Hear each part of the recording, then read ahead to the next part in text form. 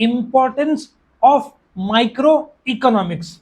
ये 1 2 3 4 5 6 7 पॉइंट्स में एक्सप्लेन करूंगा एक एक करके, लेकिन ये 7 पॉइंट एक्सप्लेन करने के बाद मैं आपको मेमोराइज करके यहीं पे करवा दूंगा। मैंने एक छोटा सा स्टोरी बनाया है जिसके दम पर आपको सातों के सातों पॉइंट याद रहेंगे। तो पहले मैं एक्सप्लेन करूंगा ये 7 पॉइंट्स, उसके बाद मैं आपको स्टोरी बताऊंगा, ठीक है। तो शुरू करते हैं। Importance of micro economics. आप छोटा सा एक कदम पीछे चले जाओ। ए, डिराइवेशन। माइक्रो इकोनॉमिक्स कौन से वर्ड से डिराइव्ड है? Greek word micros. किसने ये वर्ड दिया? रैग्नर फ्रिश। कब दिया? 1933।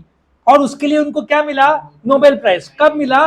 1969। माइक्रो इकोनॉमिक्स का मीनिंग क्या होता है? It is that part of economics which is dealing with individual consumer, individual product, individual firm. और एक डेफिनेशन लिख देना जो यहां पे दिया है, फिर आप शुरू करोगे इंपॉर्टेंस ऑफ माइक्रो इकोनॉमिक्स। पहला इंपॉर्टेंस क्या है? Price determination. याद रखो, इकोनॉमिक्स में प्राइस दो चीज का होता है। आप आईफोन ले लो, एप्पल कंपनी को डिसाइड करना है एप्पल आईफोन जो 16 सितंबर में लॉन्च होने वाला है उसका प्राइस क्या रखना है। प्राइस रखने के लिए उसको कॉस्ट ऑफ प्रोडक्शन देखना पड़ेगा, कंपटीशन देखना पड़ेगा, प्रॉफिट जो उनको चाहिए वो देखना है। कंज्यूमर किस दृष्टि से देखता है? उसने 50,000 का रखा आईफोन प्रो मैक्स तो उनकी इज्जत पूरी डाउन हो जाएगी। उनको वो रेंज में भी रखना पड़ता है, स्टेटस।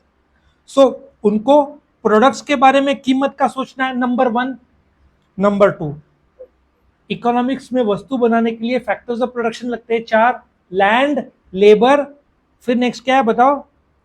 लैंड, लेबर, कैपिटल और एंटरप्राइज। ठीक है, क्या क्या लगेगा? लैंड, लेबर, कैपिटल और एंटरप्राइज।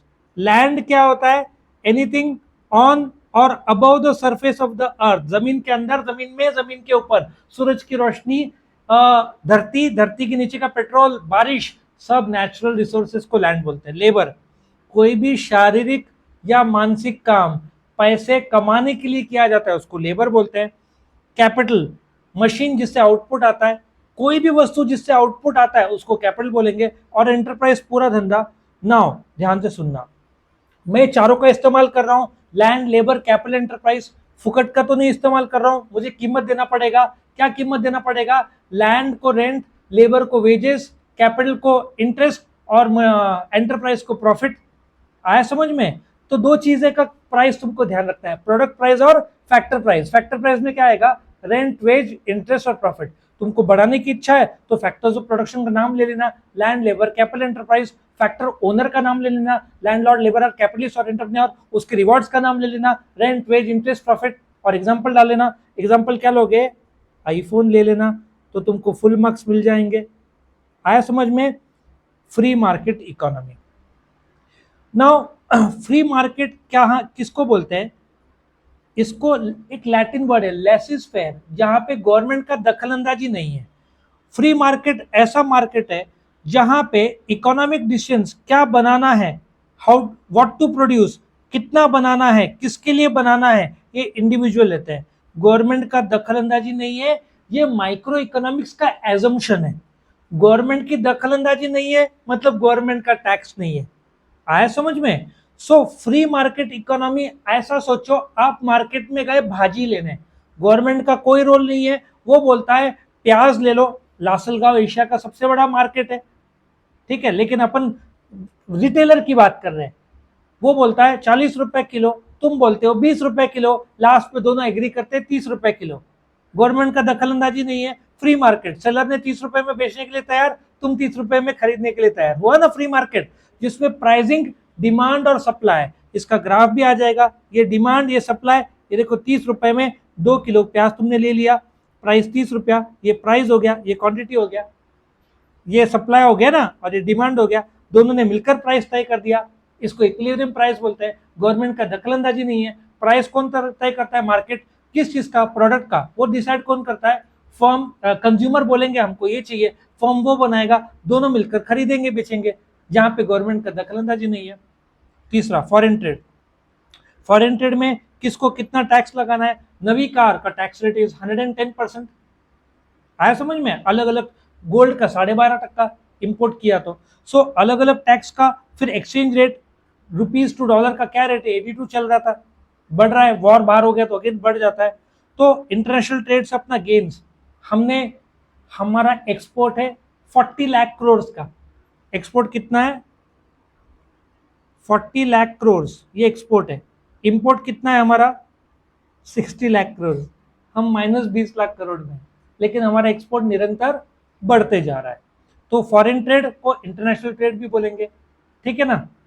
और फॉरेन ट्रेड में टैरिफ मतलब जो टैक्स लगाना है गुड्स पर, ये माइक्रो लेवल पे तय होता है। गोल्ड पे कितना, पहले 7.5% था, लोग बहुत ज्यादा इंपोर्ट कर रहे थे, फिर उसका टैक्स गवर्नमेंट ने बढ़ा दिया।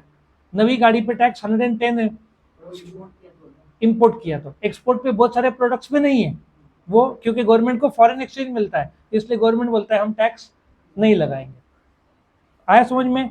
इकोनॉमिक मॉडल बिल्डिंग, अभी माइक्रो इकोनॉमिक्स अलग अलग कॉम्प्लेक्स इकोनॉमिक सिचुएशंस है, जिसमें अलग अलग टर्मिनोलॉजीज बनाता है, परफेक्ट कंपटीशन और मॉडल्स बनाता है और लॉज बनाता है, ठीक है ना। बहुत सारे टूल्स है, टेक्निक्स है, कंसेप्ट है, एग्रीगेट डिमांड, एग्रीगेट सप्लाई, ऐसे उस पे लॉज बनते हैं, मॉडल्स बनते हैं। ये इकोनॉमिस्ट बोलते हैं ना, माइक्रो इकोनॉमिक्स का काम है कॉम्प्लेक्स इकोनॉमिक सिचुएशन। अभी नॉर्थ कोरिया का ले लो, फ्री मार्केट नहीं है, गवर्नमेंट तय करता है, आपको कोका कोला वहां मिलेगा नहीं। ईरान में और नॉर्थ कोरिया में आपको मिलना नहीं, वो लोग बेचने देंगे नहीं।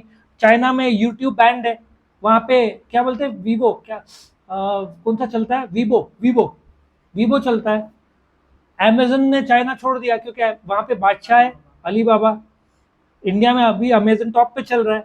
सो ये इतना कॉम्प्लेक्स है कि अमेजन का Jeff Bezos richest person in the world है, बट वो चाइना में टिक नहीं पाया। इंडिया में फ्लिपकार्ट इंडिया का था जो टॉप में चल रहा था, वॉलमार्ट ने खरीद लिया।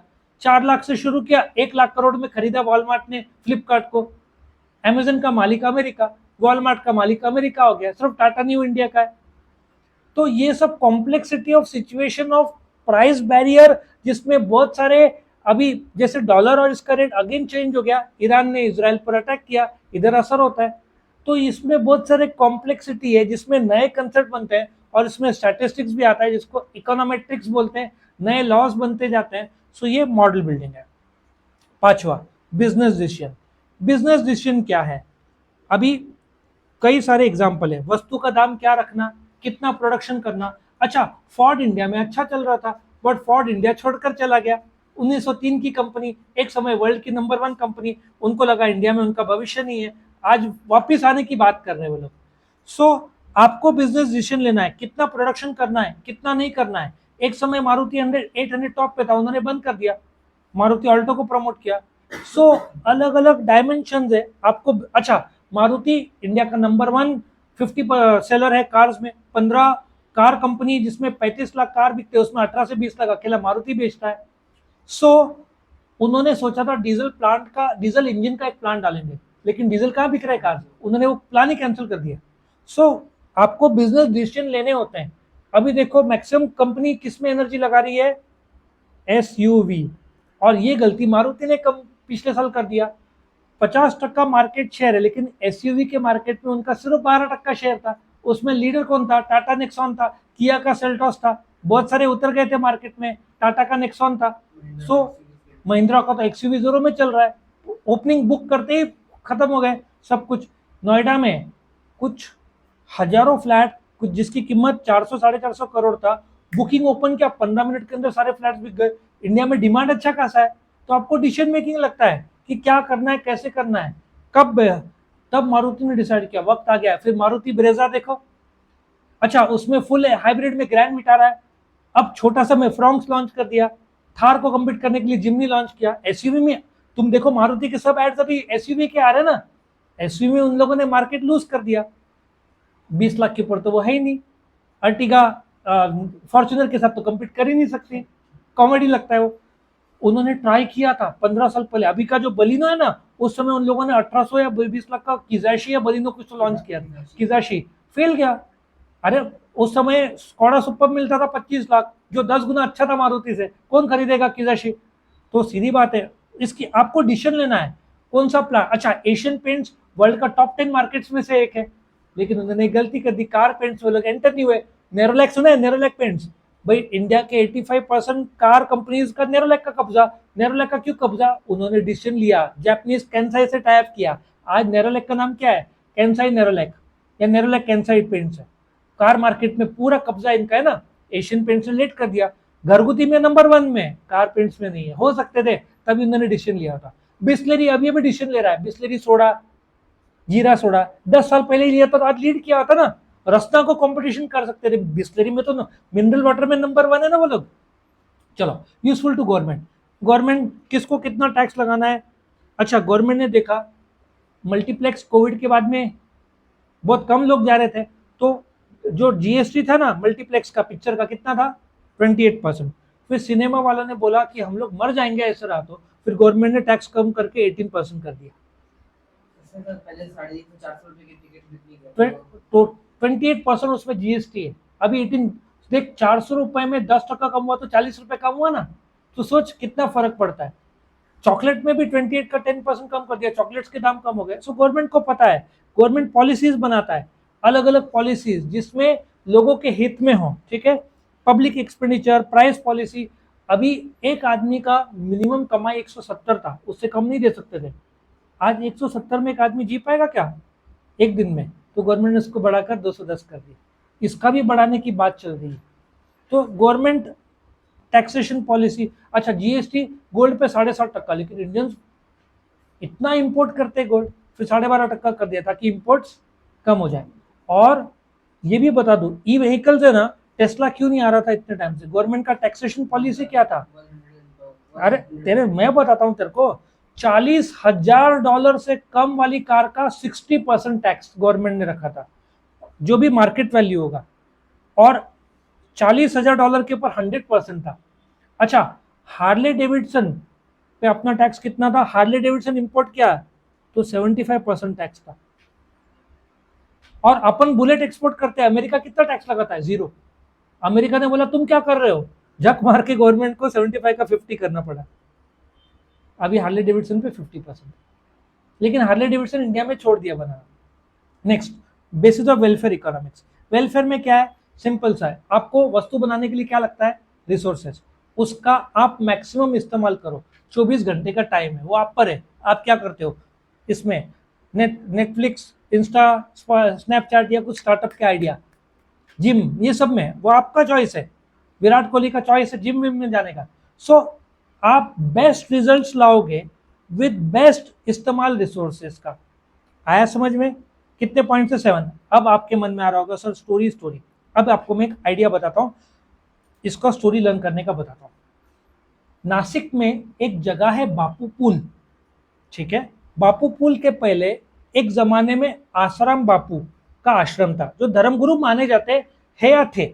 ठीक है, अच्छा, उस आश्रम में आपको रजिस्टर में आसाराम बापू के फोटो मिलते थे। सस्ते में वो लोग रजिस्टर बेचते थे, पता है? अभी तो नहीं मिलते, उस समय सस्ते में रजिस्टर, मार्केट वैल्यू 60 होगा तो वो लोग का 30-40 में मिल जाता था, लेकिन फोटो आसाराम बापू का होता था। तो उस पे से मैंने स्टोरी बताया। एक लड़का, ये पॉइंट्स में थोड़ा बहुत ऊपर नीचे करूंगा तो आप अकॉर्डिंगली लर्न कर लेना। अब ऐसा सोचो, आसाराम बापू उस आश्रम के बाहर खड़े हुए हैं। एक लड़का जाता है और आसाराम बापू से कहता है, सुना है यहाँ पे फ्री का मार्केट है, फ्री का रजिस्टर मिलते हैं। आसाराम बापू बोलते हैं, बेटा कोई भी चीज फुकट की नहीं होती, हर चीज का प्राइस होता है। लड़का जाता है, क्या बोलता है? फ्री मार्केट है यहाँ पे, सुना है। आसाराम बापू क्या बोलते हैं? कुछ भी फुकट नहीं है, यहाँ पे हर चीज का प्राइस है। अभी नेक्स्ट पॉइंट में आपको लर्न कराता हूं। तो लड़का, ये मैं आपको थर्ड और फोर्थ पॉइंट थोड़ी देर बाद लूंगा, पहले मैं इसमें आता हूं। किसमें? बिजनेस डिसीजन में। लड़का डिसीजन लेता है कि बुक लेगा, कि मैं खरीदने के लिए तैयार हूं। आसाराम बापू उसको बोलते हैं, हम अंदर जाते हैं। ठीक है, पॉइंट नंबर, मेरा कुछ सीक्वेंस तो चेंज नहीं हुआ ना? 1 2 3 बराबर चल रहा है ना? क्या पॉइंट ऊपर नीचे हो गया? 1 2 3 4 बराबर है ना? हाँ। तो पॉइंट नंबर 1 क्या है? लड़का जाता है, बोलता है सुना है यहाँ पे फ्री मार्केट है। आसाराम बापू क्या बोलते हैं? सब चीज का प्राइस होता है। लड़के को सीडी और बुक लेना रहता है, भजन का सीडी और बुक लेना रहता है, लेकिन जब वो सोचता है सीडी महंगा पड़ेगा बुक सस्ता पड़ेगा, तो वो डिसीजन लेता है कि बुक लेंगे। तो आसाराम बापू बोलते हैं आश्रम के अंदर चल, यहाँ पे बुक का प्रोडक्शन हो रहा है, बराबर है, प्रोडक्शन हो रहा है। वो जाकर एक बुक खरीदता है, जैसे ही बुक खरीदता है वो दुखी हो जाता है। आसाराम बापू बोलते हैं क्या हुआ? वो बोलता है मैंने तो सोचा था बुक के ऊपर मॉडल का फोटो होगा, यहाँ पे तो आपका फोटो है, तो मुझे फरारी लैम्बोर्गिनी चाहिए था, बट आपका फोटो है। तो लड़का दुखी हो जाता है। आसाराम बापू बोलते हैं जल्दी कर, गवर्नमेंट मुझे लेने आने वाली है। वो आई थिंक जयपुर जेल में लॉन्च डे या है, मुझे इतना पता है। उतने में गवर्नमेंट की गाड़ी आएगी मुझे लेने। उतने में गवर्नमेंट की जीप अंदर आती है। आसाराम बापू उसको आशीर्वाद देते तेरा वेलफेयर हो, और गवर्नमेंट उनको फॉरेन के जगह ले जाते हैं। अभी जयपुर के जेल में मुझे जितना पता है, ऐसे सोचो फॉरेन के जेल में ले जाते हैं। अब स्टोरी रिवाइज। पहला लड़का जाता है, बोलता है फ्री मार्केट है। वो बोलते बेटा कुछ भी चीज फ्री नहीं। लड़के को सीडी और बुक लेना रहता है। लड़का डिसीजन लेता है बुक लेगा। अंदर जाते हैं, बोलते जल्दी कर बेटा गवर्नमेंट की गाड़ी आएगी। अंदर प्रोडक्शन होता है। बहुत अच्छा, थैंक यू पॉइंट के लिए। प्रोडक्शन होता है। इस पे मॉडल का फोटो चाहिए था। बोलते कोई बात नहीं, उसमें गवर्नमेंट की गाड़ी आती है, तेरा वेलफेयर हो, आशीर्वाद देते हैं। और गाड़ी कहाँ लेके जाती है? एक बार बेटा लिख के निकाला। देखो ये 7 में से कितने पॉइंट याद है आपको, स्टोरी आपको मदद हो। हाँ चलो यहाँ पे खत्म होता है।